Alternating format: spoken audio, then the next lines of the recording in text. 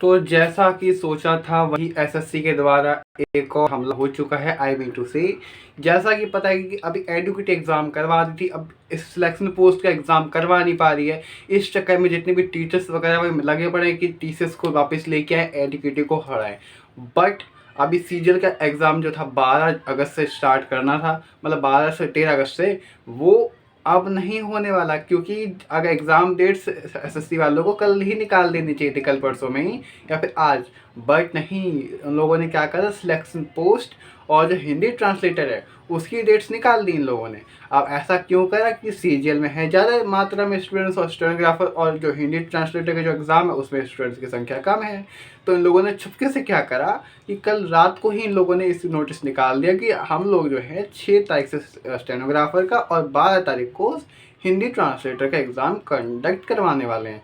अब आप लोग एक बात बताओ, जब एडुकेटी रहेगा नहीं, क्योंकि गारंटी कि एडुकेटी तो भाई एग्ज़ाम अब करवाने से रही जित अब भाई कि पूरा इतना ज़्यादा आप लोग समझ सकते हो कि इतनी ज़्यादा पब्लिक जो है परेशान, मतलब इतने ज़्यादा प्रोटेस्ट किए जा रहे हैं, तो एसएससी को अब तो बात सुननी पड़ेगी। अब सिंपल सी बात है भाई, टाइम लगेगा वैसे, बट सुनने की जरूरत है, इतने तो है। अब अगर टीसीएस वापस आ गई और टीसीएस ने सीजीएल सीएचएसएल एमटीएस के एग्ज़ाम करवा भी दे, चलो बहुत अच्छी बात होगी। तो इस स्टेनोग्राफर का क्या होगा? स्टेनोग्राफर में भाई लाखों की संख्या में फॉर्म फिलअप किए जाते हैं। मान चलो 5 से 10 लाख स्टूडेंट्स एग्ज़ाम देने जाते ही हैं मिनिमम, बता रहे मिनिमम कम से कम। तो उन लोगों के संग भेदभाव नहीं किया जाएगा। अगर एडुकेटी वैसे एग्ज़ाम्स तो खैर करवा भी लेगी, बट क्या फ़ायदा। एक आज ही ताज़ा खबर निकल के आती है कि जब बच्चे कल एग्ज़ाम देने गए तो वहाँ पर क्या हुआ कि आंसर्स कंप्यूटर ने खुद ही बता दिया क्वेश्चन का। खुद आंसर कैसे भाई? मतलब इतनी गंदी व्यवस्था, इतना गंदा सिस्टम कैसे हो सकता है भाई?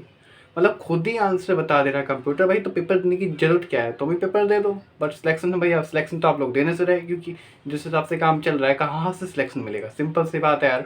अब आप लोग एक बात तो, अभी कल की रिपोर्ट ये है कि एक स्टूडेंट को खामा पेट दिया, क्या मतलब था? एक तो गलती तुम लोगों की होती है, ऊपर से फंसे भी स्टूडेंट, ऊपर से सेंटर इस बार भी लिख के ले लो। स्टेनोग्राफर का सेंटर भी जो है, एग्ज़ाम जो बच्चे देने जाने वाले उनका सेंटर है भाई, ऐसी ऐसी जगह जाके देंगे ना लोग, बच्चे आधे पहुंच नहीं पाएंगे। सिलेक्शन पोस्ट पे भी यही हुआ भाई, 30% स्टूडेंट्स तो इसलिए नहीं पहुंचे क्योंकि उनका सेंटर्स ही ऐसी जगह पे है कि एग्ज़ाम देने जा ही नहीं सकते थे। वो अंडमान एग्ज़ाम देने जाओगे, दिल्ली का स्टूडेंट जो है वो अंडमान पेपर देने जाएगा, यूपी का पेपर अंडमान, उड़ीसा पेपर देने जाएगा? ऐसा पॉसिबल ही नहीं है। सिंपल सी बात है, कहाँ से ऐसा हो सकता है? अब देखते हैं क्या होगा। बाकी ये जो आपका क्या नाम है, स्टेनोग्राफर का और जो हिंदी ट्रांसलेटर का जो एग्ज़ाम होगा वो तब देना पड़ेगा कि एग्ज़ाम डेट आ गई है। जब एसएससी कोई घोषणा कर देती है, उसने जब बोल दिया, मतलब समझो पत्थर की लकीर है, वो होके ही रहेगा।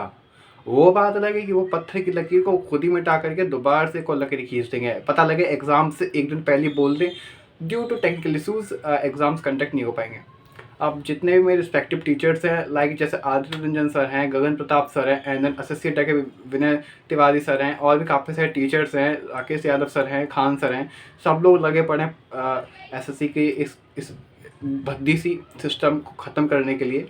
अब आप लोग का सपोर्ट चाहिए। जितने भी रिस्पेक्टिव टीचर्स हैं वो ट्विटर पे जाकर ट्वीट कैंपेन चला रखा है। एंड देन अभी 31 तारीख को 1 तारीख को जाएंगे लोग दिल्ली ऑफिस एजुकेशन मिनिस्टर से मिलना है आई थिंक।